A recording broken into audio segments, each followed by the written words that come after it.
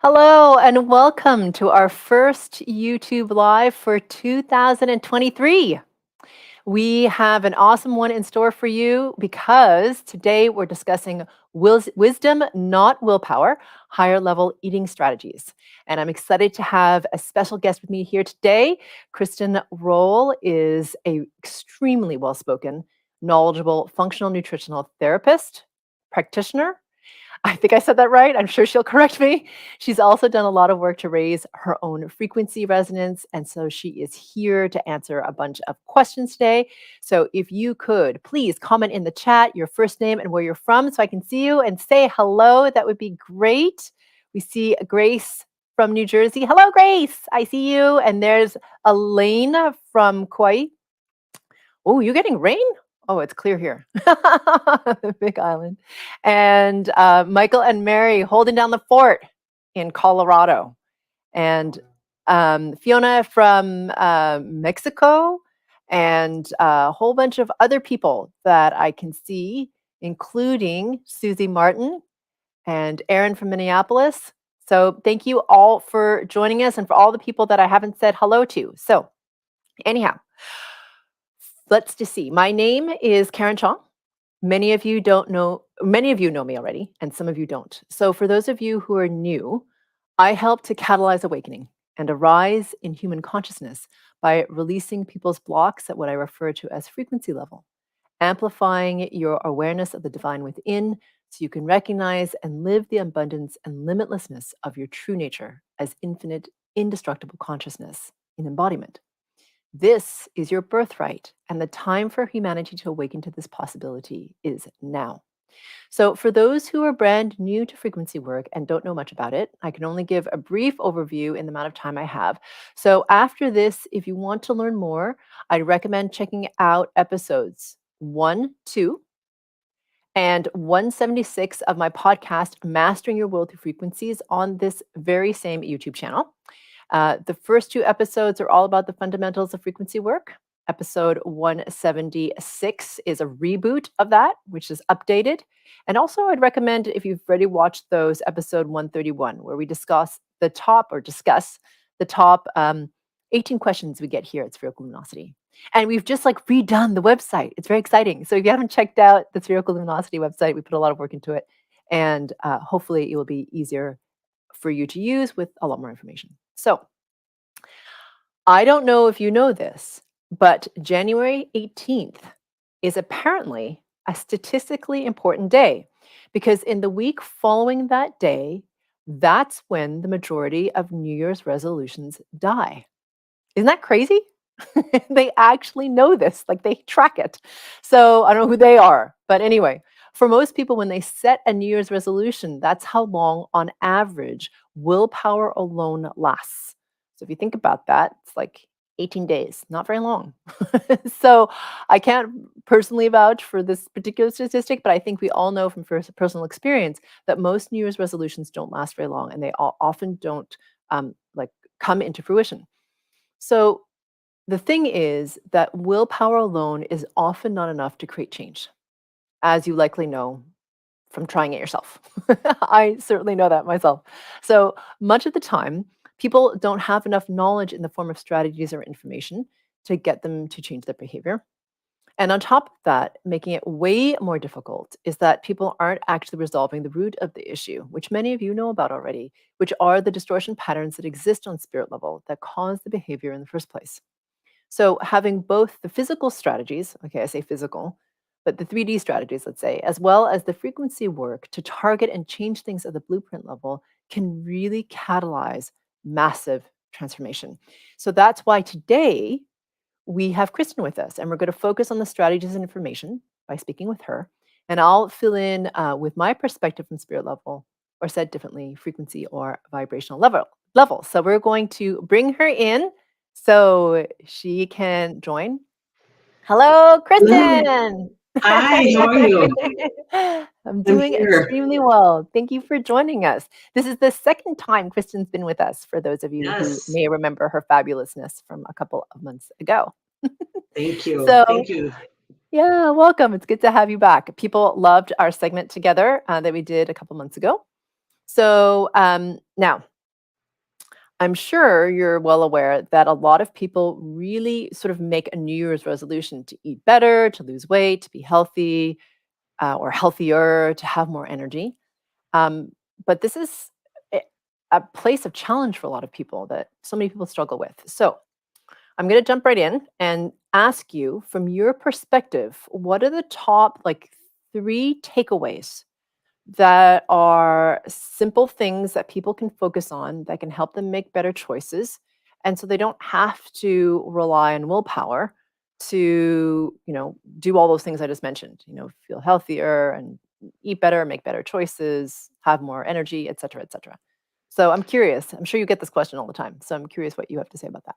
I do. Thank you so much for that. And the context is helpful because if you think about the fact that January 18th is where New Year's resolutions die, it's just so sad. And so I like to use this term that when we have wisdom, we really don't have to use as much willpower. So just to focus on three things, Karen, that can be kind of quick wins for people. I would say that one of the number one things is for people to get control of and to really understand what's meant by the term blood sugar regulation. So blood sugar dysregulation is really a massive problem in not only America, but everywhere around the world. And more people, I'm noticing it, both on social media and other places, are talking about it. It was a huge part of the foundation of my schooling. But when we talk about blood sugar regulation, what we really mean is, are we eating in a way to keep our blood sugar, what I always say, is steady all day, rather than eating in a way that has us doing these dips and valleys and really being on a roller coaster all day. And the reason that matters in terms of wisdom is if you can keep yourself pretty steady, you're going to walk into the dinner party or the event or the birthday party or the work meeting and be able to more easily say no to whatever non-healthy temptation exists in that environment. And that's really what we're talking about as far as a tactical, practical situation, is rather than feeling like, oh no, I just have to muscle through this and not eat the donut or not have the thing in front of me, you're more likely to be able to say no if you're regulating your blood sugar. So that would be one. And I can come back to that in a minute if people have questions. But just to give two more, another one that's really important, and I talk about this in my practice all the time, is sleep, and really focusing on getting enough and quality sleep so that we feel rested and don't crave certain foods during the day. So I don't know if you ever read the book Why We Sleep by Matthew Walker, but I thought that book was absolutely fascinating. And one of the things that I learned from him, this book came out in about 2017, and I very much recommend it. One of the things I learned from him is when mammals, so if you think of actually every other animal, not just mammals, but every other animal in the animal kingdom, if they are tired, they are sleeping, okay? We as humans are really the only animal. I mean, let's picture a bear in a den is not going to say, oh, I need to stay up and work on that PowerPoint presentation because I have to give that to my boss. Like, no bear is going to do that. No lion is going to do that. So what that means is, since we are all biologically wired very similarly, our body thinks if we are awake when we're really tired, we must be up hunting for food. It's biological. So we actually raise our ghrelin hormone, which is, I say growling, that's your hunger hormone, goes up when we're sleep deprived. And in fact, what we crave more is short, quick fuel to keep us having energy, which are carbohydrates, which is glucose, which is sugar. So I think that's just a really interesting thing that people can take away to say, oh, wow, if I don't sleep much or don't focus on getting quality sleep, I'm actually going to have these false senses of hunger when my body really doesn't need more food. It's just thinking that I need food because I'm awake when I shouldn't be. Which is interesting. I've even tested this before when I'm sort of milling around in the afternoon thinking I'm hungry, when I thought, wow, I've already eaten, I should be satiated, and I'll lay down for a nap and I'll wake up and my hunger is gone. So it's a really interesting tool. Okay. I would say that's number two. And then the third thing that I think is really important for people to realize is I see a lot of people who simply are very dehydrated, who don't focus on hydrating enough. And I'm sure you see that as well. I've read the statistic before. I don't know if this is factual, but I've read that as much as 75% of the time we think we're hungry, we're actually thirsty. So Yeah. I won't let my clients even have their coffee or their tea or anything in the morning until they drink at least a big bottle of water so that I can get them hydrated in the morning. Because of course, throughout the whole night of sleep, you haven't been drinking or hydrating with water. And so it's not just water, but it's having those really good electrolytes and things in your body so that you can be hydrated. You're going to be less likely to overeat or to eat things that aren't serving your highest frequency resonance when you are hydrated. Yeah, I've noticed that too. It's shocking how we're getting a lot of feedback, Chris. I'm hoping you can help with that. You all right? Sorry, we're just checking the sound. Okay, it's good. All right, we just had this weird um, thing, but it seems fine. Okay, so Good. what I was going to say is when I scan people, I often find that they're dehydrated. It's Mm. interesting, and most people don't really realize they're dehydrated, and they're chronically dehydrated. And it's interesting because a lot of I did this little experiment on myself, similar to what you did with your nap, which was when I felt hungry, I would drink a glass of water instead. So not because I was trying to like make myself starve, but I was just like, I don't am I thirsty? Because someone had told me the same thing you did.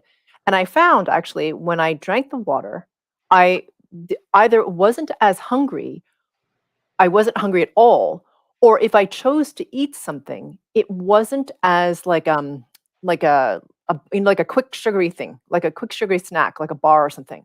I actually would reach for something that was like, I don't know, something a little bit more mindful, more satiating, that type of thing. Yes. So it's strange how we often misread hunger for or thirst for hunger. It's kind of interesting in the brain. You can actually, to some degree, shift that a little bit in your resonance. But what instead of like shifting it, like make it go away, it's like amplify the clarity with which you're aware that you're thirsty. Does that make sense? Because you're not trying to bypass the body's mechanism. The body's thirsty; it's thirsty. But it's sort of like we don't recognize, like, oh, gee, we're thirsty now. So that's one of the things that we can do, which is really helpful, I think, for people. And they realize, oh, wait, before I eat, let me just drink something and see if that's Yes. it first. And I give that same instruction to clients all the time. I say, drink a Mhm. large glass of water, wait 15 minutes and see if you're still hungry. I had to do Yeah, that to myself this afternoon because I found myself super hungry and I thought, what's going on? Oh, I'm behind on my water intake. And so I drank one of my bottles of water and I was absolutely fine. That's all that was yeah, going on. So when we yeah, talk about having wisdom rather than muscling through what we think is a hunger pain, it may be we're actually thirsty. We're yeah, actually tired. We actually are having blood sugar dysregulation. So it's really yeah, checking in with yourself and checking in with your physical body and saying, have I taken care of those three things yeah, before actually reaching for something else for food if you're not actually hungry? yeah. And I've also found, and I don't know if this is true for you, Kristen, but I find when I put like electrolytes in the water, and you turned me on to Relights, which is Yes. made by Redmond Sea Salt. There's something different about that when I drink it. So for some reason, this is going to sound odd. Like first of all, I grew up just drinking water. Okay, so I'm not like a person who is big on sports drinks and all that sort of thing. Okay, so I was Mhm. very happy drinking water. I didn't need much in it. Some people have trouble drinking water. I was never one of those people. I can drink Yeah. water all day long.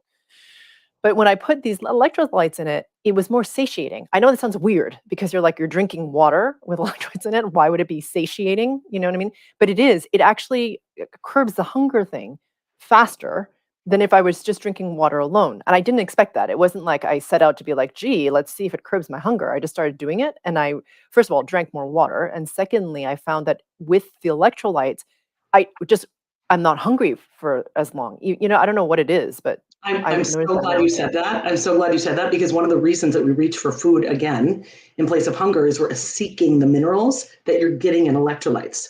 So what Oh, electrolytes are is you think of your macro minerals. Those are, I always call them the EMs. So magnesium, potassium, calcium, sodium, those things are found in electrolytes. And oftentimes our body, we need those minerals for hundreds of enzymatic reactions that are happening in our body literally every moment. So they're really critical for us. And if we're drinking a lot of water and not consuming much electrolytes, our body's going to be hungry looking for those minerals. And so it is actually satiating. It's one of the things I require my clients to do in their first water bottle in the morning is to use 1 scoop of that Relight electrolytes because it's such a clean source of minerals. And then they have it in their water and they find that it satiates them longer, exactly what you experienced. I experienced the same thing. Yeah. yeah, I was just also scanning as you were talking for that and talking. And I feel like when you take those electrolytes, especially because first of all, there are lots of electrolyte powders out there. Okay, there's Yes. like 5 million of them. A lot of them have a lot of crap in them. I don't know. Yes. Kristin knows more than I do, but I've noticed that a lot of them have like sugar and weird Yep. coloring and stuff in it. So I'm talking about. So Kristin can talk more to that. But if you're having the electrolytes that she's talking about, which don't have sugar in them, and whatever all of the EMs that she's mentioning, it actually helps you come into your 0 point faster. Okay, for Ah, those of you guys who are a bit floaty, okay, like mm, a little floaty, if you have for some reason, when you have these in the body and you're taking them consistently, it will help you center in your body better. Okay, so it just helps you interesting. feel more settled in your zero. So I don't know why that is, but I wasn't expecting that. But as she's talking, as Kristen's talking, and I'm scanning, so that's what's coming. So if you guys try it, I mean, do your own little experiment, and Well, see if that's that helps. incredible because what's interesting is, and I always say this is sort of morbid to think about, but eventually when we die and the physical body decompensates, Mhm. all that is left is those minerals. That's what we come in as mineral and we leave as mineral. We are bags of salt water, really, is what this physical body is. So that's our bones when they break down. That's literally what goes back into the earth is that salt, is those electrolytes that we've consumed. So the fact that it does pull us closer to center actually makes sense to me in terms of how important they are to our physical structure. That's neat. Oh, fascinating. Yeah. Huh. Cool. And so, can you talk a little bit more about? So, you talked a little bit about blood sugar regulation, dysregulation, or whatever you called it. Yes. And could you talk a little bit more about like, going up and down? Why is this bad? Like this Oh, thing during the day? Like, why are we trying to keep this kind of flat, even, like blood sugar absorption? Can you talk a great little question. bit more about Yes. that? The primary reason that we don't want to be doing this all day is that doing this all day causes massive amounts of inflammation in the body. And inflammation, I'm sure you see inflammation on frequency level. Mm-hmm. Inflammation is truly at the root of all disease. It's what Hmm. underlies all cancers, all autoimmune disorders, all Alzheimer's and dementias. Any sort of dis-ease in the body has some tie to some kind of inflammation. So Hmm. that's probably the most important reason. Also, being on this creates irritability, mood dysregulation. You just feel more ornery or cranky when you're on a blood sugar roller coaster. And you actually have really low dips. When you get down here, you have really low dips in energy. So it's the whole experience in the afternoon when you feel like you need a sweet treat or you need more coffee. It's because you're having those highs and lows. So when I teach clients, how do we actually keep you steady all day rather than the highs and lows? It's really about what you're eating in each meal and how you're combining your food. So I tell clients all the time, if we could really focus on getting some good amount of fiber, so some vegetables, some fruits, good amount of fiber, and then prioritize protein. So I recommend a lot of animal protein, but I know some people really like vegetarian style protein.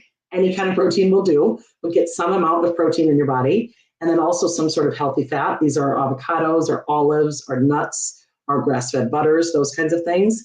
And then if you enjoy them and if you feel like they serve you and you want to add things like the potatoes, the rice, the pasta, the breads, the things that are more starchy carbohydrates, then I Hmm. recommend that you consume those and eat those towards the end of the meal, simply because that will help balance your blood sugar and keep you regulated in this way. And the reason I say if you eat those, Karen, is that there are a lot of clients who hire me and one of their primary goals is they want to shed some excess body weight. And so Hmm. I usually recommend that they take out those kinds of foods for a period of time and then we incorporate them back in later. But some people do quite well with them, eating them daily, and others need to stay away from them. Yeah. Yeah. Chris is weird. Like my husband, Chris is like that. He can eat white bread. I'm like, what is up with that? White sourdough bread. I'm like, I hate you. So Yes, same. he can eat it. He can eat it. But I mean, he has to eat, he doesn't like binge on it or anything, but he does, he has toast or whatever. Sure. But there's something, what you're saying in terms of the order. I've like, it's funny how we experiment with different things. Yes. Yes. If you eat in the order that you're suggesting, I found that when I did that, the amount of, white rice. Okay, so here's the thing. I love white rice, right? Because I'm Chinese, of Chinese descent. So like Yes. white rice is my jam, all right? And it has to be really good quality white rice. I'm kind of a Yes. white rice snob because I don't eat it very often. And when I do, it's got to be really, really damn good. Yep. So anyway, I love this stuff. So anyhow, like I would eat that for dessert. Like I would prefer to eat that with Yes. some really nice quality butter on it and some salt than I would like something with sugar in it. That's just my preference because I'm Mhm. wired for more salty. But before I ate in the order that you talked about, I could easily, without like any kind of trouble whatsoever, take down like two of those big bowls of rice that you see in Oh, Chinese yeah. restaurants. Okay, Yes. like I can, Yes. I'm like not that big, but I could take it down, and I really enjoyed it. And when I started eating in the order that you were suggesting, I literally can eat like just a little bit, like maybe like a quarter cup, and I don't Yep. measure it. I just eat, put a little pile on my plate, but it's very small, and then I'm done. Yeah. And it's very enjoyable. It's not like I'm like, "Gee, I shouldn't eat that white rice. It's terrible for me." I'm just like, Yes. "No, actually, I'm good." Like I don't need Yes. to eat all of it because I've eaten in the order. And it's very satisfying in this very Yes. weird way. And I don't feel, like I said, I don't feel deprived. I don't do very well with deprivation. Like I don't, you know what I mean? Like I don't like feeling punished. I was, I'm Chinese. So food for us was like a reward, So we Mhm. were always sort of like rewarded with food. So when I was in my teen years, and I don't know how many women feel this way, but it became this thing where it was like, to get thin, I would deprive myself of food, Yes. like it was kind of like this punishment cycle thing, which was, I don't know where the hell that came from. But anyway, at the time it was just like, okay, well, I'm not doing well enough. So I'll just, deprive myself of food. So I'm eating like, barely Mhm. anything. And if I didn't do well at that and I kind of like ate something, then I would feel guilty. And then I would like, you know what I mean? I'd binge a little Yes. bit and then I'd like punish myself by not eating again. It was like this terrible Yep. cycle. So I do not like revisiting that pattern. It sucks. I've been in it before. And so it's really enjoyable to eat the way you're suggesting because it isn't in that cycle, at least for me. It's Yes. not in that cycle of like punishment, binge, punishment, guilt, whatever, all that other stuff that happens with it, which is Yeah, really it great. really is a higher resonating way to eat. It's a higher Yeah. resonating strategy Yeah. because you don't have to then use willpower to force yourself away from the fourth bowl of rice. I am the same way. I tell clients, I say, when you go to a restaurant, just tell them, please don't bring me the bread basket. Just don't bring it to me. And if you want to bring it at the end of the meal because many of us, I'll speak for myself, could easily eat the entire bread basket. But if For you bring sure. it at the end of the meal, I maybe want one piece or a small piece or part of a piece, but I certainly can't eat the whole thing after I've had all of the other delicious food that really serves my body as opposed to just giving me empty calories that I don't need. Yeah. Yeah. Yeah. And it's funny, for some of you guys who are watching right now, your bodies actually, because I'm scanning the group, Mm-hmm. your bodies actually don't break down sugar very well. Meaning, like, and Kristen can talk more about this than I can, but there are different organs in your body that help regulate sugar and they help to break down protein and they help to break down fat. And she can talk Yes. all day long about this, I'm sure. So I'm just talking about it sort of high level. So when you eat those like carby delicious things, right? Like I love bread, I love pasta. Oh my god, I love pasta. I love rice. Yeah. Okay, if you eat those things first, what happens is you start to oddly go into this space where your body can't. For some of you, okay, not all of you. Please, no, I'm not talking to all of you. Your body doesn't break down sugar very well. So now Mm-hmm. your body's flooding with glucose. Okay, I'm one of these people. Your body's flooding with glucose, and your liver's like, oh my god, right? So it's got to produce more insulin, right? I don't know Yes. what it is, Yes. right? Insulin comes out. Yep. Insulin comes Insulin is out, the cleaner. Insulin is the cleaner. It's coming out to right? clean the sugar. Yeah. So it does that, and so a lot of you guys, especially, you'll start to feel like really hot, or like a surge of energy, or whatever. Like you'll start to come a little bit more into your zero. Not everybody's as sensitive. Okay, so please know Mm-hmm. you're all different. Your bodies are all different. But what happens is that if you don't eat in sequence, it can pull you out of your zero. Okay. I'm not saying, Ah. remember, I didn't say all of you, but Yep. some of you who are more sensitive and have more trouble breaking down sugar, it's easier for you to be floaty or push ahead in time when you do this. Okay. So that's Mm-hmm. not good because you start to feel a little bit more anxious, a little bit more stressed. You know what I mean? You eat really fast, like it's not really great for you. So helping, and for some of you also, for your hormones, depending on who you are, it's really weird. When women go through menopause, things in our bodies change. right? It's not delightful, but there you go. That's what happens. I'm Right. sorry. That's just Right. what happens. All right. So, but eating in this way, I feel like stabilizes things. It, from a, like it feels more to me less scattered. I don't know if that makes sense to you, but Yes. it feels less scattered to me out of time and stuff. So anyway, I'm that's glad you mentioned my that because in the hormone cascade, Karen, our master hormone is a hormone called oxytocin, which drives down to cortisol, which is our stress hormone, which drives down to insulin, which is the hormone you just mentioned that regulates this sugar thing. And then underneath that is all of the estrogen, progesterone, testosterone. So those, the regulation of our sex hormones, especially for women going through perimenopause and menopause, it is crucial that we understand how to balance our insulin, to balance our blood sugar, and manage our stress, because those things will very much affect, do you sail through the menopause period easily or not? yeah. And for some of you who are watching want to get pregnant, this affects it. It Yes. does. I can't prove. I mean, I don't know the science behind it, but I know that's true. I just finished working with a client for 6 months who had gone through a couple different rounds of IVF before hiring me, had been diagnosed with PCOS. I said, we're going to reverse your PCOS. We're going to get you pregnant. PCOS is polycystic ovarian syndrome, and it's very associated with insulin resistance in females, and it creates a lot of fertility problems for women.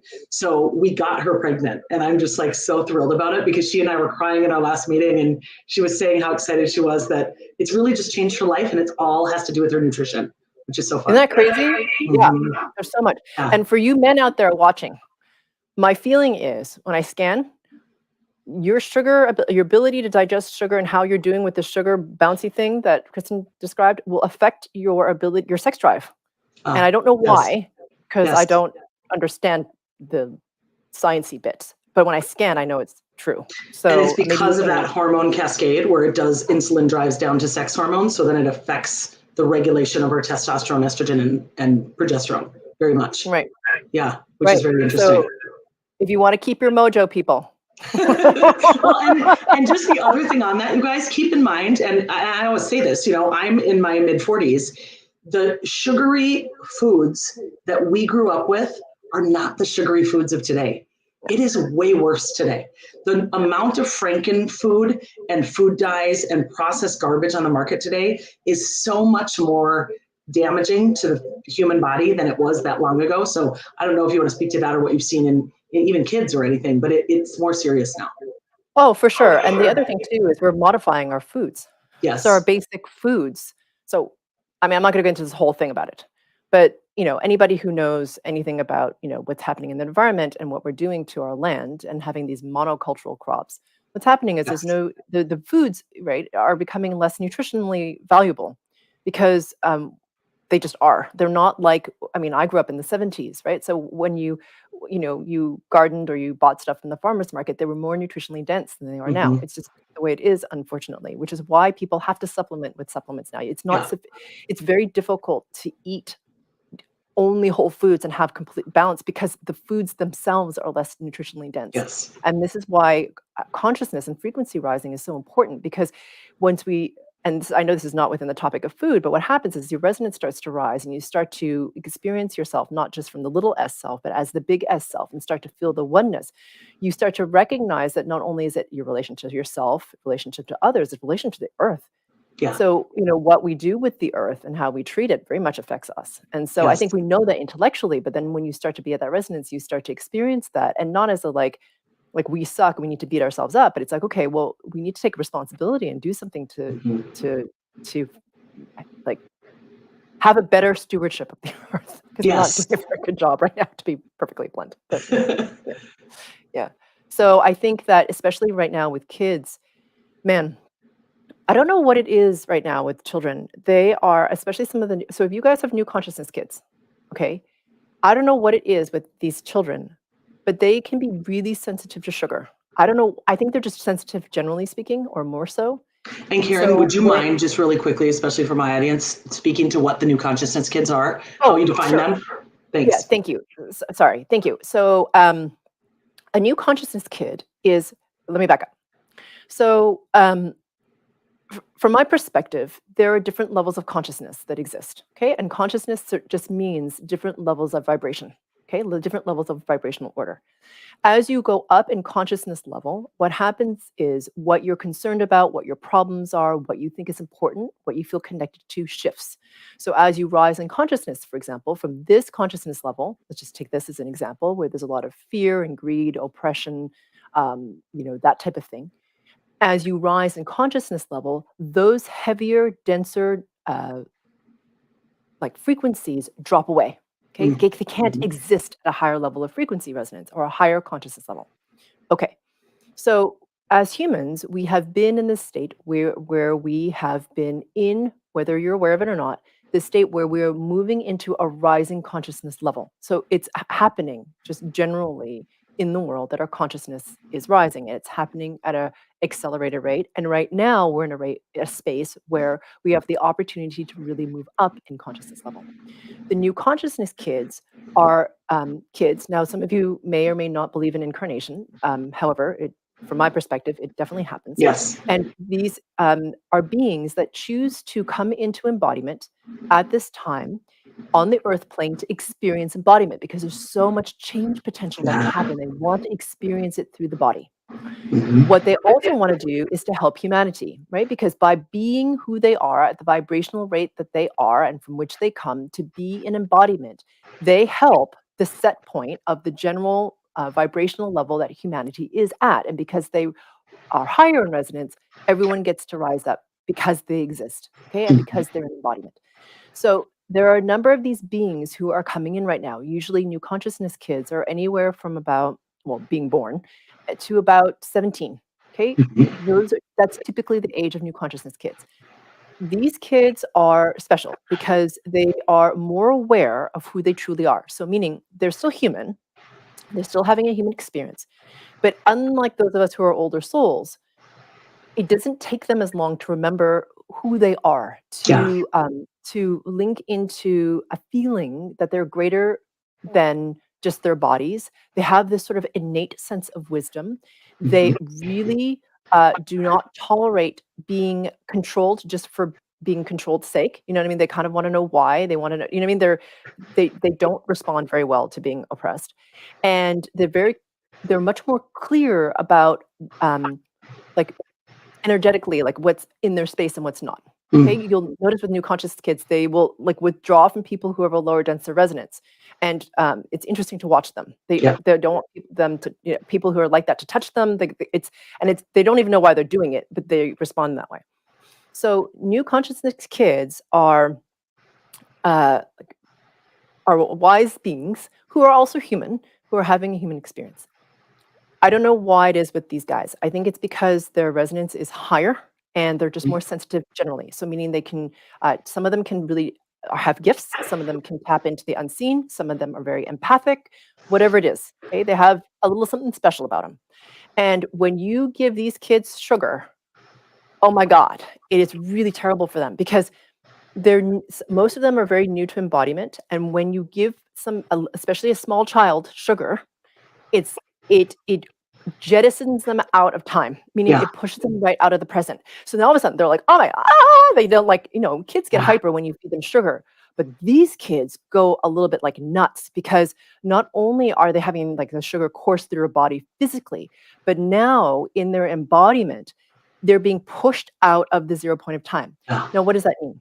So the 0 point of space and time is something that I talk about a lot in episode 151 of my vlog called The Foundation of the Reality Centering into the Zero. It is a coordinate between space and time. And in order to be most in alignment with life, it's best to be right in that 0 point. It's the place where you have the most influence over your reality, where you feel the most centered, the most stable, where you can be expanded in a really amazing way, where you feel the most connected, the most alive, because you're most aligned with life. Okay, so what is the 0 point of space and time? The 0 point of time is present moment linear time. The 0 point of space is being centered right here in the center of your body. So for these kids who are hypersensitive, when you push them out of that 0 point, they are now like racing in the future in a not good way. And they feel very, very, very, very unstable because they have this memory, whether they're aware of it or not, of being in the eternal now, where everything is in the present. So when you push them into the future like that, they feel very anxious. They don't like it. It's agitating for them. It is for us too. We just aren't as sensitized to it as they are. Okay. So just be really mindful. If you have a new conscious kid or you suspect you do, please be extremely mindful about what their diet is. Okay. And some of these kids, they really have trouble with like anger management and stuff like that because of their diet, because they're eating sugar, they don't really like their parents don't realize what's going on. And so Mhm. they give their kids sugar or whatever because that's just what they eat. And the kids start not only being in the future too much, which is not good, they start to spin out in like rage and frustration, or they flip the other way and go into depression. It's really not good. So, my suggestion is to please be really mindful about how much sugar you give your kids. If you suspect they're new, I mean, for all your kids anyway, it doesn't matter if they're new aging or not, new consciousness kids or not, but especially if they're new consciousness kids, really be mindful of like the order in which they're eating, how much sugar they're eating, and the form of sugar. Like if you're having to give them sugar, I don't know, but Kristen, maybe you can. Are all forms of sugar bad? Can you talk about that? Like, what does that mean? Like, not Yeah, just good like sugar. question. So, and thank you for that explanation, Karen, because I've seen that in my practice, and it really is important, especially with kids. You know, so just in terms of sugar, obviously the processed sugars with the food dyes, the things like the candies are at the worst, but sugars that come from whole fruits are excellent. So I always say choose the orange over the orange juice, choose the apple over the apple juice, choose the fresh berries, choose any forms of fruit. Fruit are really great for kids, but I always say minimize that too. I know it's hard, and I talk to parents all day long about how they have to have the battles with their kids about what they eat, and I do feel for them. I know it's not easy, and in my personal belief, we still have to work on that.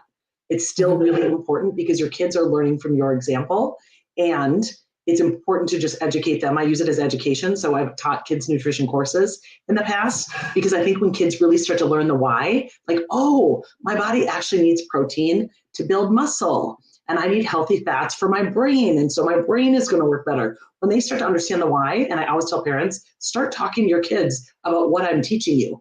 Have them get involved in it. And it's really exciting to see how they actually start to care, which is neat. Yeah. So to answer your question, Karen, about sugars, I really focus on the fruits are great forms of sugar, but not as much as the processed packaged things like the fruit snacks. Eat the real whole food as much as you can. Right, because the fiber balances out the sugar. Correct. Thank you. Yes. So that's why I said not the juice versus the actual fruit, because you get all of the fiber when nature intended these things to be consumed. It was with all of that fiber because then it slows down that response of ingesting our body with glucose, and the insulin response and that blood sugar roller coaster doesn't happen because you have fiber to slow it down that helps you digest it more slowly. That totally makes sense. Yes. Cool. All right. So thank you, Kristen, for sharing all that with us. Now, I think we're going to go to, this is super helpful, right? So what her 3 takeaways, right? Blood sugar dysregulation, right? Sleep and water. Yes. Hydration. Yeah. And the electrolytes that Kristen turned me on to is called Relights, which is from Redmond Sea Salt. It's Redmond's Relight. Yes. Yeah. And we could even put a link to that below the live for people. I think Chris has maybe put it it's in the chat apparently. Chris has put it in the chat. Yeah, and you can buy it. I think it's if you go straight to the Redmond's website. We checked this recently. I think it's cheaper than Amazon. So just as a FYI, I don't know why I'm sharing my little. If people are interested, I do have a discount code for them, so they can use Golden 15 and they get 15% off.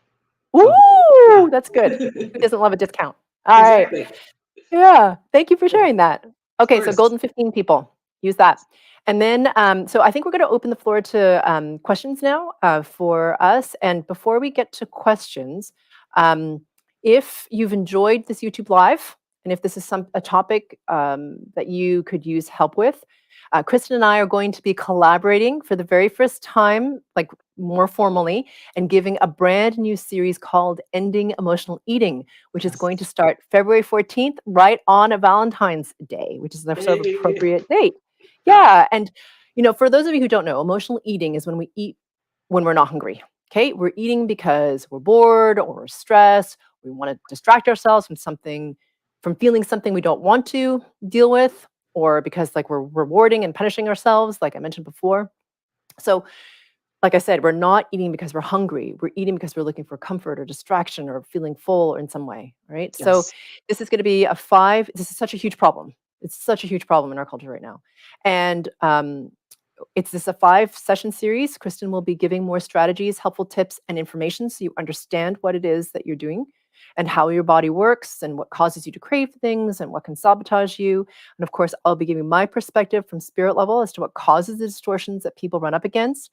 And of course, give the frequency work to help you resolve what keeps on happening. So you'll have both the physical, mental strategies plus an understanding of why things are happening on frequency level, as well as the frequency work to release those blocks. So it's really exciting. And I feel like both of us are very excited about this because Yeah. with this collaboration, you're combining like food for the mind, so to speak, with frequency work. And when you have the mind and frequencies working together, when you have these two levels working in conjunction with each other in harmony, powerful change can happen extremely quickly, actually. And we know Yes. this because, in part, that's why the Full Spectrum Coherence Mastery Program is so successful, right? Because it uses both. So keep your eyes peeled for more information on that. Yeah. We are super stoked about it. Yes, and And I was going to say this collaboration. I've wanted to offer something like this for so long, so I'm really excited about it because I, in the physical, can take clients so far, and then there's that underlying the root that you talk about all the time, Karen, with the frequency distortion that I really desire to help pluck out for people, which I know your frequency work is going to be so helpful in that circumstance. So I'm so excited. yeah, me too. Thank you. And I Good. think that once you have the frequency work done, it's helpful to have strategies so you know what new habits to cultivate. Yep. Right. So you're like, okay, well, Exactly. that's gone. Well, now what the heck do I do? Right. So Right. Perfect. how do I build something better? So now we're going to go to Q&A. So for those of you, and I wanted to say before I get to the Q&A, if you find these YouTube live sessions interesting or helpful, please hit the like button and subscribe because it helps us tremendously to grow our channel and to just transform more people's lives. So if you could help us Yes. out with that, that would be awesome. Okay, here we go with questions. Chris is gonna pick one. Okay, just okay. Okay, great question. Is Ooh. herbal tea, no caffeine, okay for hydrating, or does the body need just plain water or water with electrolytes? Great I'd love question. your So take on I'd love your take yeah. on this too, Karen, but I'll give my answer. So herbal tea is great for hydrating the body with no caffeine, but I would say I've seen a lot lately about sourcing where you get your tea is very important. There are a lot of toxins in your even garden variety organic teas at the supermarket. So really know where you're getting the source of tea. So it does hydrate, but you do also need plain water, and electrolytes are also very beneficial. Yeah, I would agree with that. And especially it's funny, a lot of people will drink herbal teas, like you said, because they feel like it's clean. It's like Mhm. clean, it doesn't raise your caffeine, there's no sugar in it, etc. And of course, herbal teas have been used for centuries Yes. as as medicinal. So obviously they're important. And I do agree with you. I think that it's unfortunate actually in our marketplace that there are things that Mhm. seem clean, are packaged clean, and then aren't. So if you can get, for example, um, if you can go to like farmers markets or you can go to like somebody who creates teas, for example, who you trust and grows organic, that's really wonderful. Or get a really high quality tea that you trust. I would say that that's better. You do have to be a little bit mindful about what herbal teas that you drink because it's just like it's not as bad as the flower industry that has tons of pesticides, but you know what I mean. Like there is toxicity in some of those things. So yeah, I would agree Yeah. with you to be mindful of Yep. that. Cool. Um, and also drink, yeah. So in addition to the teas, make sure you're drinking water and water with Yes. electrolyte. Okay.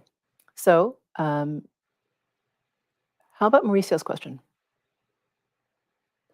Is there a time of day where a body processes food better? Is the whole one meal a day helpful? This is about intermittent fasting. Ooh, I love I'm this curious question. I about love this. that topic. So here's my answer in terms of timing. There's a lot of research that says that the time of day that we eat or don't eat is important. So in other words, pay attention to the hours in which you eat. This is the concept of intermittent fasting.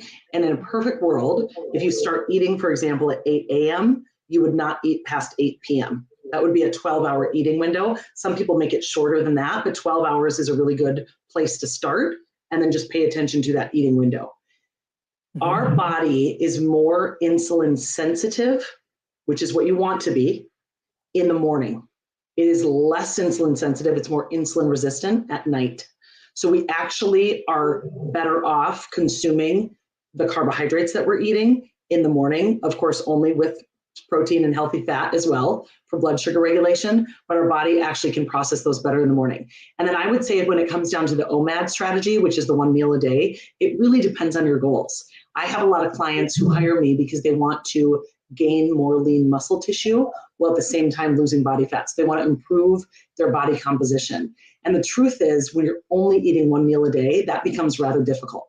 Now, for some people it works and that works with their lifestyle, but there's a thing called muscle protein synthesis that we want to stimulate periodically throughout the day in order to actually build lean muscle tissue. And that only happens when you've eaten a certain amount of protein in one sitting. So if you only eat 1 meal a day, there's only one opportunity for stimulating muscle protein synthesis in a whole 24-hour period, as opposed to, let's say, even 3 or 4, if you split out that same meal into 3 or 4 situations throughout the day. That's interesting. Yeah, Cool. so it really depends on the person and their goals. And I work with clients who want to do 1 meal a day, and I have other clients who eat at least 4, even 5 times a day. And so it really, it really depends on the goals in the individual. Okay, cool. Awesome. Thank you. Yeah. All right. And yeah. So there's a bunch of different questions about sweeteners. So let's just we're gonna just get to the question about sweeteners, because there's a different things about how what sweeteners actually, because everyone says there's no sugar, right? Like the 0 calories, no sugar, or whatever. There's there's stevia, there's monk fruit, there's what's the there's erythritol, there's allulose, there's sucralose, there's acesulfame, potassium. There are all sorts of fandangled kinds.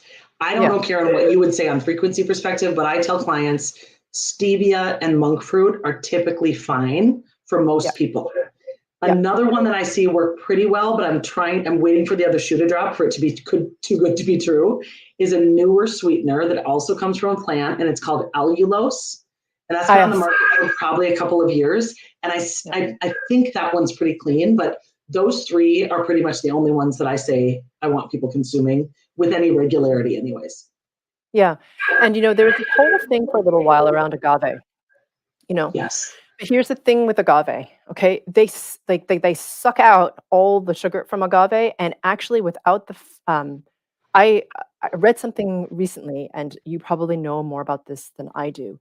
It's it in the body, it turns into high levels of fructose, in a bad way, right? It turns into very high levels of fructose and then glucose in the body. So, and it's supposed to be like a healthy alternative, yes, because it's from the agave plant, so obviously it's natural and all this sort of stuff. But correct me if I'm wrong, I believe it just becomes glucose in the body. Is that not true? It does. And Karen, you raised such a good point. The main thing, just stepping back even 5,000 feet from this, keep in mind, people, we are being marketed to and sold stuff all day long, every day when it comes to this labeling and packaging. I remember when the whole natural raw sugar thing came out, and they would have a raw sugar packet next to the white sugar packet at the coffee shop, and you would somehow feel better because you were consuming raw sugar. Oh no, it's all sugar. It does the same thing in your body. It's not better for you. It may be better for you than the pink stuff, like the Sweet and Low, but it's not better for you, in general. They're all forms of sugar. Okay, so how about things like honey or maple syrup, for example? Great question. So I think honey and maple syrup can be used if they're high quality honeys, a raw honey and a maple syrup can be used in very small amounts, in limited amounts, because even honey's been used medicinally for many, many years. It's just not something to overdo or to buy commercially processed honey. Get raw, natural, unfiltered honey and use it in small amounts periodically. Don't have it be something you consume all the time. Same with maple syrup. Okay, got it. And then are a form of sugar. So just keep that in mind. They are a form of sugar. So if you're someone that really needs to watch sugars, just like we were talking with the New Consciousness kids, I wouldn't be spreading 2 tablespoons of honey on bread for kids in the morning for their breakfast. I would rather they were eating eggs or bacon or avocado or things that were more whole natural foods. Yeah, that makes sense. And so I would imagine the same thing applies to things like date syrup, right? Like date syrup has had this like little resurgence, right? Because it's from the date fruit.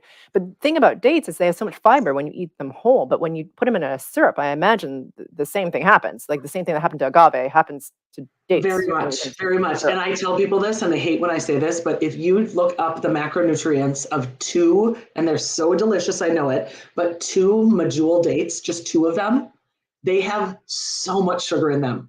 Two of them by themselves are like all you should eat for a whole meal in terms of carbohydrates for your blood sugar. And Yeah. two, like you can pop those so easily. So I personally have to stay away from dates because I could eat probably a whole vat of them in one sitting. They're so good. Yeah, they are good. Okay, so that's good to know. So I think we answered people's and so could you just briefly talk about artificial sweeteners and Of course. the sweet and lows, aspartame, Yes. like all the different thingies that it's because it Yes. confused So, me, so stevia and monk fruit, as I mentioned before, and as Karen agrees with, are pretty much okay. Now, there are people that have sensitivities to those, which you can find out through some more sophisticated food sensitivity testing. But as a general rule, stevia and monk fruit are okay. The ones that I don't recommend anyone consume ever, and that have been very much linked to, there's a lot of scientific research around this, cancers and other dis-ease, are saccharin. So this would be the stuff that's in sweet and low. Aspartame, that would be the stuff that's branded as equal.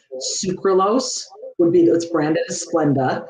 And so aspartame, saccharin, and sucralose, I say no, no, no at any time. You'll also see in a lot of these fandangled protein powders a sweetener called acyl potassium. And you think, oh, that's potassium, that's an electrolyte. But that is like 200 or 300 times sweeter than sugar, and it's really harmful to our gut. We didn't even get into during this YouTube live the importance of the gut microbiome, but I know that when we get into our ending emotional eating course, Karen, I plan to do a lot of teaching on that because it's so important. But these artificial sweeteners, other than stevia and monk fruit, can really disrupt the gut microbiome and then are linked to other dis-ease in the body. Yeah. It's interesting to me that it took so long for the research to come out with regards to how toxic those things are. It's crazy what it does to the brain from when I scan. Okay. So when I scan, I'm like, whoa, disruption in the brain, like crazy. And people are so addicted to them. I'm like, oh no, that's not good. So anyway, I'm sorry, former Diet Coke fans, but yeah, it's not good. I was just about to say, so that's all the Diet Coke people. That's all the diet sodas. It's got tons of that stuff in it. So stay away from it. Just be mindful. Okay. So one more question, and then we're going to go to the GFC. Okay, people, I know this is fascinating. I mean, you could talk to Kristin all day long, really. Okay. Yeah. So with so many diets out there like paleo, keto, and carnivore, what does a proper human diet consist of?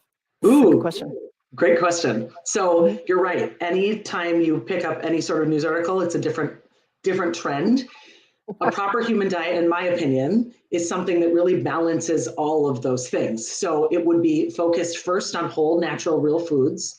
It would have some, in my view, and this has been based on my training and based on the research I've reviewed, it would have some amount of animal protein. It doesn't have a significant amount, but some amount of animal protein, lots of really quality organic vegetables, fruits. And then the other thing that people forget a lot about is the fermented foods. We would be eating the sauerkrauts and drinking the kefir and having fermented foods that really help with that gut diversity, and also some really good raw milk dairy. I think dairy is something that we forget about a lot. And then in terms of grains, just minimally processed grains, some beans, and have those things be more minimized in the diet, and obviously all quality healthy fats. So it would be part of paleo, part of keto, part of carnivore. All these things can be done well or not well, depending on what sort of version. There's dirty versions of all of these, but it would be the most proper human diet would be getting back to whole, real, natural foods in all of the categories, along with fermented. Yeah, I would agree with that. And I would say that the diet you choose, I mean, not all bodies respond the same to all diets. They're different. Your body is yours, right? So how you respond is important to note. And what Kristen's talking about is actually a return to the way we used to eat, which is like whole foods, vegetables, fruits, some animal protein, if you're Asian, like vegetarian protein is something that is in your blood type. It's just the way we were raised. So for me, I tend to do very well on tofu. Some people can't eat it, right? So that's just my body, right? I'm not saying it's for everybody. I'm just saying for me, that's what works. So because I can't eat as much meat, it's not that I have anything against meat. It's just that at some point I'm like, oh, I feel a little bit heavy, and I'd rather eat some tofu. Okay, so the point. My point simply is that whatever the diet is, as you go towards whole foods, not as much packaged food, or if you can not have them at all, that would be preferable. It keeps you, because it's the connection with the earth, right? Remember, you in your embodiment are the DNA that is created, is that you are expressing, is from the earth frequency. It's from the consciousness of Mother Earth. Okay? The food that you eat, the closer you can get to that earth frequency, the more nourished, the more satisfied, the more healthy your body's going to be, because your body recognizes it.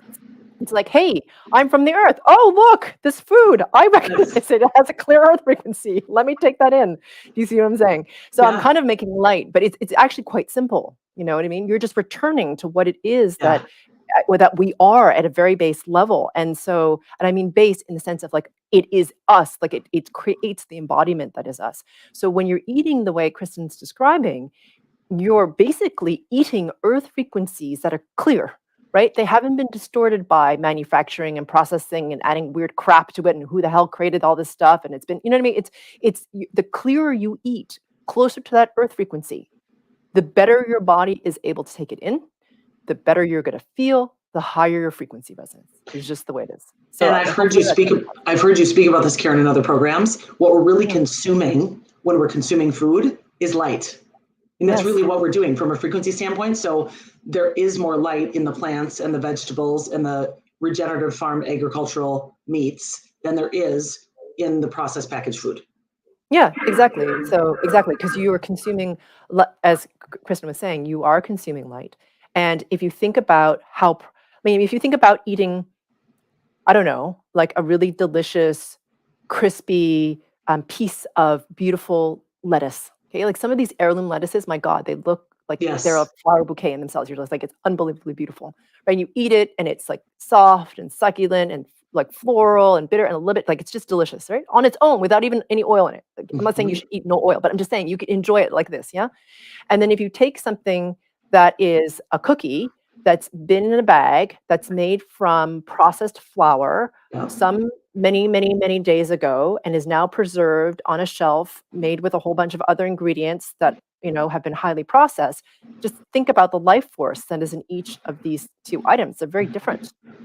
So there's no vibrancy in the cookie. There's no vibrancy in the food. Yeah. Exactly. So you want to eat close to that earth frequency and eat closer to the light. I know it sounds a little new agey. Sorry about that. But you know, it is, you actually are trying to consume light. And that is in what Kristin was talking about in these whole foods. And you want to consume, your body wants to have it because it feels better. It's of a higher resonance. So the more you can eat like that, the better you will feel. So hopefully that's helpful. Thank you for raising that. Yes. Yeah. Okay. So Fiona's asking, will you also cover the mushrooms in the course? I don't know what that means. But Jen's asking, wait a minute. So I don't know, Fiona, we'll have to see about that. Remember, eat right for your blood type. Is that valid today? Yes, I'll answer that quickly. That's actually what Karen was touching on when she mentioned that she does better with vegetable protein than animal protein. It actually has to do with her blood type. I have a blood type that does better with animal protein than vegetable protein, and those are still very real things. So you A's out there, eat your vegetables. You O's, eat your meat. It's very real. So yes, Jen, great question. It is. Yep. Okay. All right. So these have been excellent questions. We've answered a lot of them. Like I said, you can talk to Kristin all day long, at least I could. So she's a fount of information, and she's going to be covering a lot of these things in the course that we are giving together, which we're both very excited about. We actually today brainstormed on all the different topics, and I'm stoked. I think people are going to learn a lot, and it's going to be very eye-opening and transformative for a lot of people. So with that said, oh, yeah. So I just want to thank all the people who asked questions, because all of you asked very good questions. We just can't get to all of them in this amount of time, but thank you so much for asking them. We tried to cover as many as we could that, covered as much as we could in the time that we had. Okay. So thank you, Kristen. Thank you. And we'll see you in the course. Yes. And for now, we are going to jump into the GFC, which will help you start to clarify your own wisdom around food. Because as somebody asked, it's like there's so much stuff, right? You're like, am I supposed to eat keto? Am I supposed to eat paleo? Am I supposed to eat vegan? Am I supposed to, like, oh my God, right? There's like all these contradictory things. Am I only supposed to ever eat meat again? Okay, there's all these things. All right. So this is going to help to clarify and also to help you move into more of what your body really needs. Okay. So just like we talked about being mistaking thirst for hunger. Okay, and that type of thing. So, or being sleep deprived for being hungry. It's funny, when you're sleep deprived, your body goes, from my perspective. So Kristen explained it, but your body goes into a slight defensive mode. Okay, because it's not resourced, it's depleted, so it starts to go into a bit of contraction. The more you put your body under stress like this, the more and more it goes into emergency mode. And when it goes into emergency mode, from my perspective, it starts to want to grab it at fast fuel sources because feels like it needs to survive. It's like, oh my God, I need to survive, I need to survive, I need to survive. So it grabs at things like sugar because it's a quick energy source. Yeah. All right. That is not great. So sometimes napping or whatever can help. So the point of my point in all of this, it's taken me a long time to get my point today, but in any case, this GFC will help you to clarify, okay, what do I really need? Okay, I understand what my body thinks it needs. Okay, and my mind is telling me I think it needs, but like, what do I need here? Can I have some water? Can I center my zero? Can I take a nap? Can I move for a little bit? Like, and just to give you more clarity. All right. So here we go. Settling in. Yeah. And apparently, we're also going to work a little bit on willpower, often can be distorted into a form of punishment. Yeah. Like, I'm not supposed to eat that. And if I don't be really good and not eat that, then somehow I suck, right? And I'm a terrible person because I failed, right? So it's like the dark side of willpower. Make sense? We're going to deal with that too today. Right, here we go. Becoming aware of your body, please.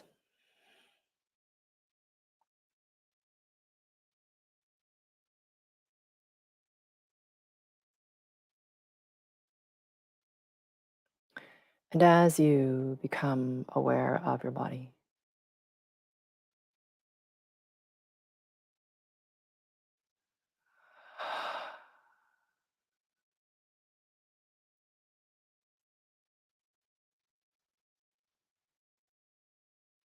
becoming aware of the weightedness of your body as it settles into whatever is supporting you. Notice if it is the same right now as it was the last time you checked.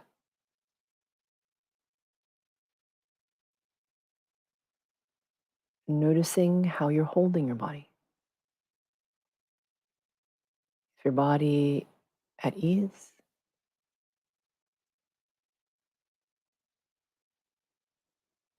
In tension? There we go. Yep. Just allowing the body to soften a little bit more. Good. And it's interesting. Even from the very beginning, we're taught in our culture to sit with our guts sucked in a little bit, because we're not supposed to be fat. So some of you have this pattern where you can't actually allow yourself to go into ease, okay? Because there's this thing about, like, back straight, gut in, chest out. Okay, I'm gonna release this. No one's watching you. Just coming into more ease.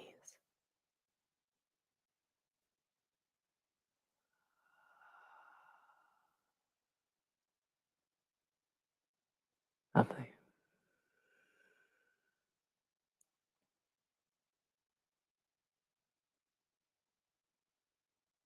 Really lovely. Bring your attention now, please, to the back of your neck and to your heart space.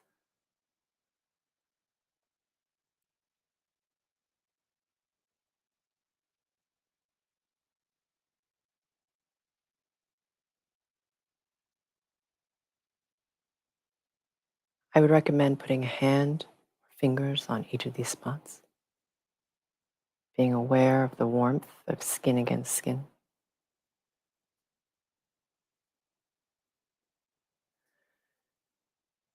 Let's go ahead and ask ourselves the following question. How can I become even more aware of my connection only to pure source?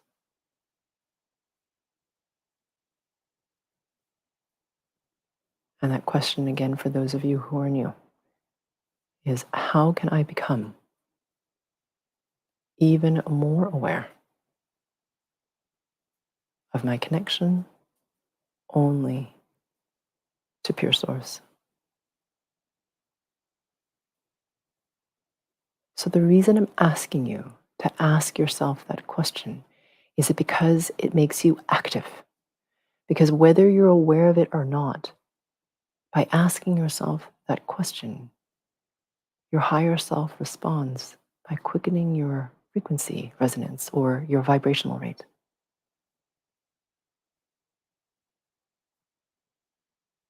So it's like you're taking a running jump. And we're going to catch you on the top end of your jump and pull your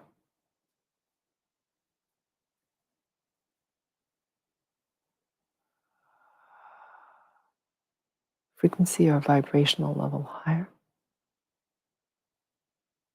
irrespective of where it began.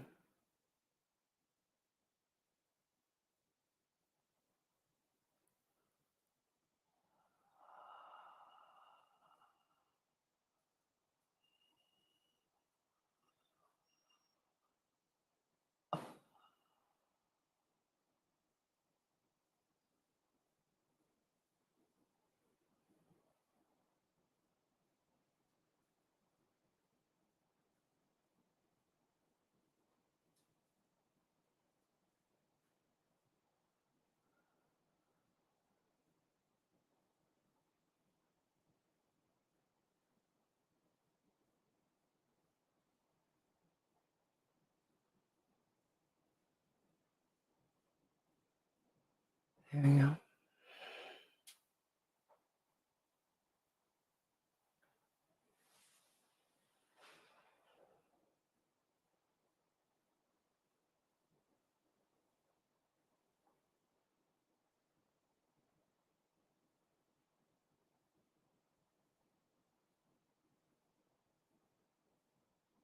Good.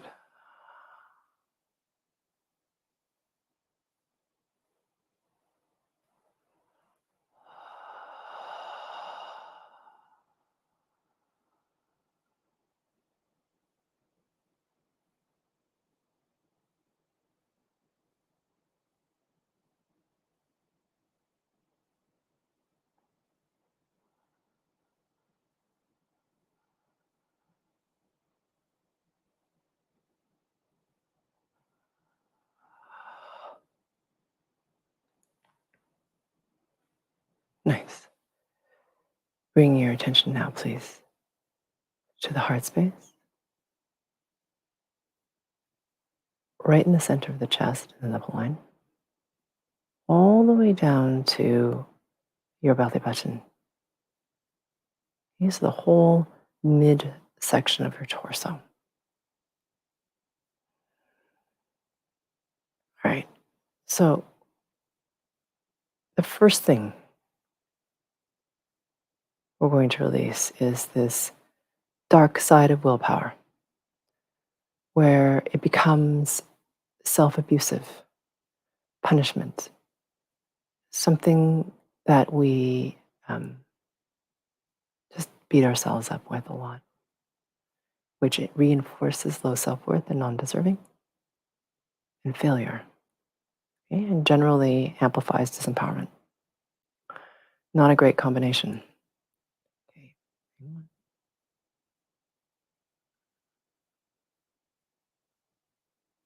Keeping your attention in this space.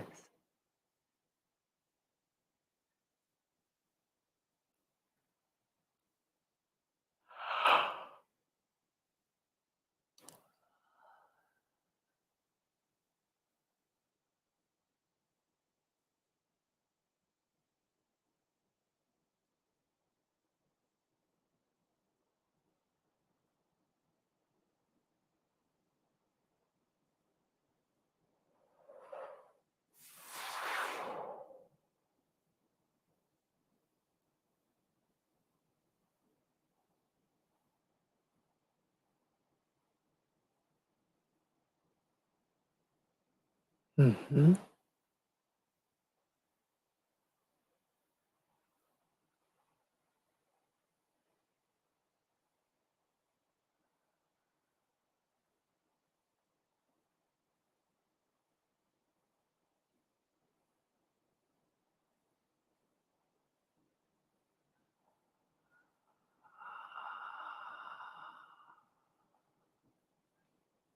Good.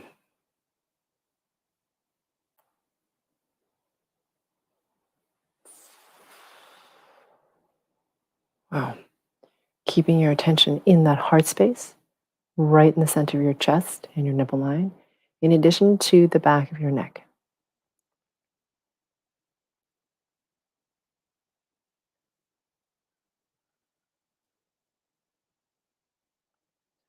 These are control patterns.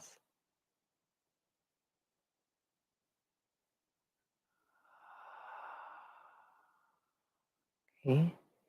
And so, depending on who you are and what your lineage and your culture are, there are a lot of control patterns having to do with food. Okay? What you get to eat because you're good, what you're not allowed to eat because you're bad, how much you get to eat, if you're female, what it means to eat. Okay? It's associated with beauty. So, all of these things are wrapped into this huge lump or knot of distortion. Keep breathing. Stay present, please, in those two spots. Heart space, back of the neck, please.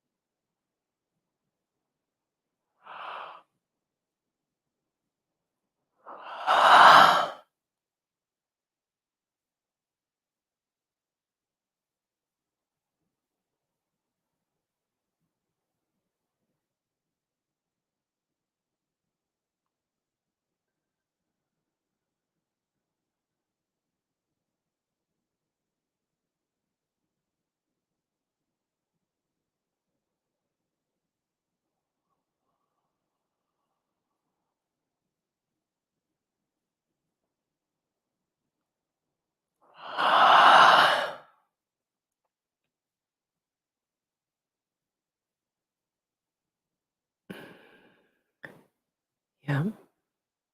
Imagining, sensing, feeling, being aware of, or just knowing. Really, really deep blue. It's so deep, it's almost black. It expands out through these two places Now, if you're new and you're like, I can't focus on those two places and have this expand out through the center of me, that's okay. Just allow it to expand out through your heart space. And that's just great.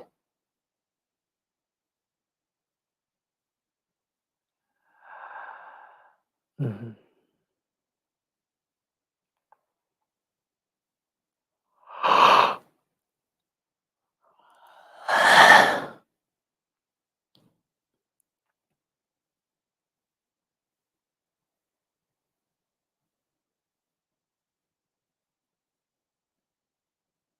Good.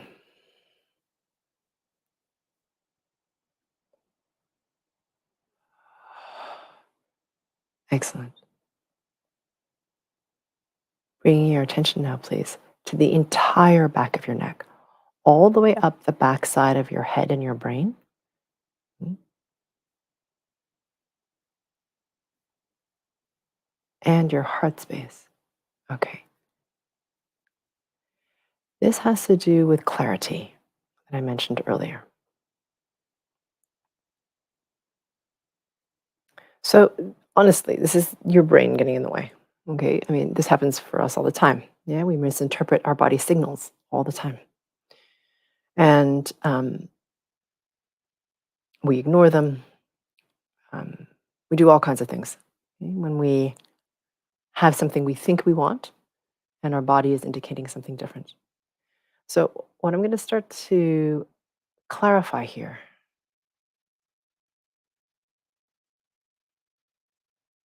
and amplify is your body's um, impulse. Okay? So that you register, you're like, oh, wow, actually, I'm really thirsty. Okay? And it might take you a couple goes, right? When you feel hungry, you think, oh, remember that woman? She said something about being thirsty first. Yeah, okay, I'll drink first and see how that helps. Okay, so it'll be a little bit weird potentially for like one or two. But once you register that, this will help you be like, oh, right. That resonance, that signal, that feeling, drink first. Okay. Same with sleep. Some of you are really struggling with sleep right now.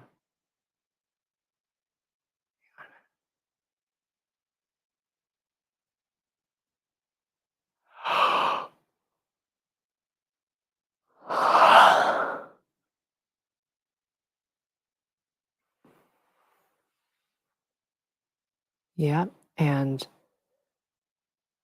what happens often when we're in this space where we misinterpret the body's signals is because we're in our heads.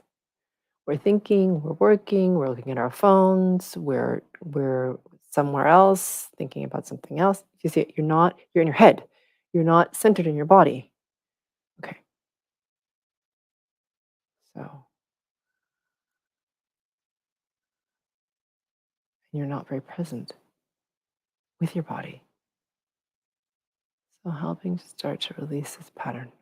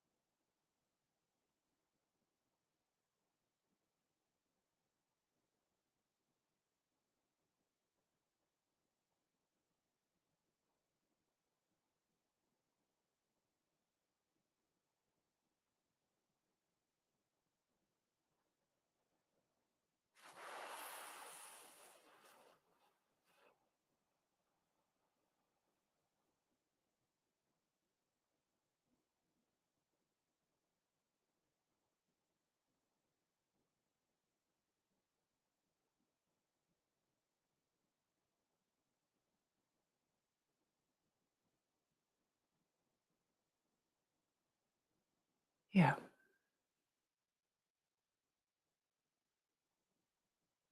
Bring your attention now, please, to the very center of your solar plexus.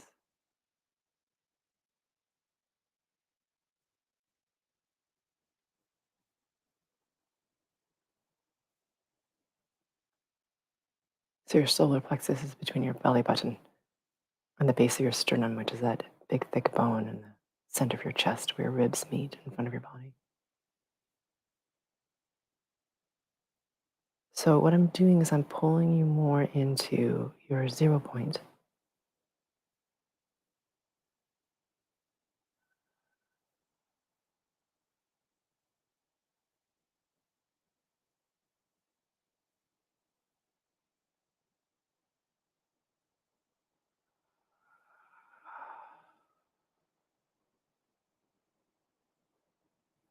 And by doing this, you're more centered in your body. You're more aware of what you really need as opposed to what you think you want, okay, or that you're consumed in more emotion.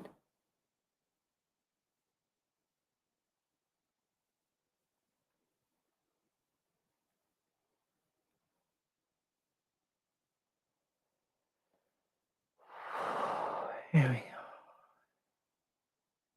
It'll bring you into more ease and allow you to sleep better.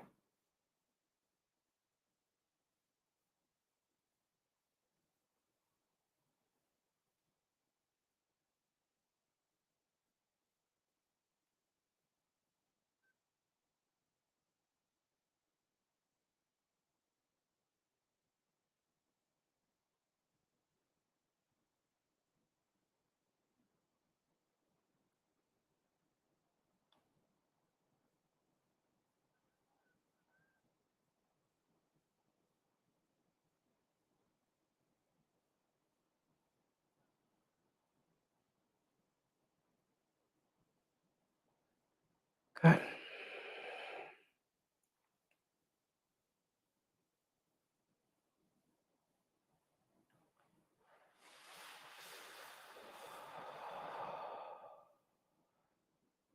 Yeah,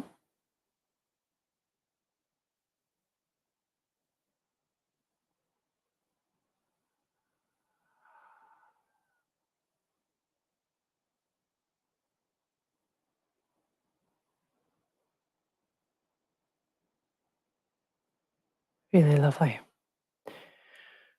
Bring your attention now, please, to your xiphoid process, which is right at the base of your sternum. So if you trace your sternum from the hollow of your throat all the way down that big, thick bone, center of your chest to its base. And then when you go from bone to fleshy point, that fleshy point right beneath your sternum, which is a little tender when you press on it, that's your xiphoid process. So from your xiphoid process, straight down towards the belly button by about 3 inches or 7 centimeters.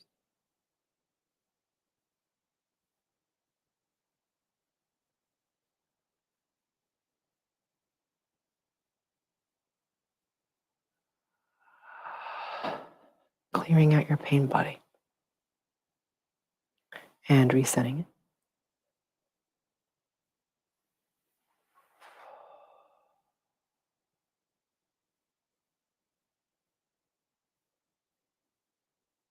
There we go. Yeah. For some of you, your pain bodies are very conditioned by a lot of pain that you carry with regards to past experience with food. Right? So just know that you may be triggered more around food than with some other things. Yeah, it's a little harder to clear. Possible, very possible to clear. In fact, many people can. Just know that that might be something for you, though, okay? Mm. So notice if you notice that you're more triggered around food, okay, and that you, whether it's other people's stuff, your stuff, right? Because it's right there in your pain body, to notice it and then find the frequency work to help you release it, okay? Because it might be a deeper layered pattern for you, okay? And probably more than just one, all right?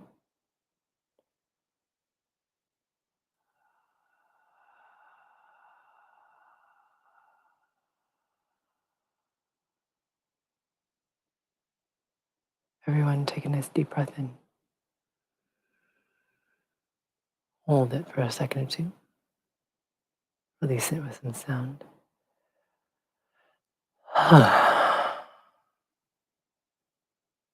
Good. Blinking your eyes open. Looking at something inanimate. All right, everyone. Thank you so much for joining us. And we look forward to whenever we gather next time for our next YouTube Live. Bye for now.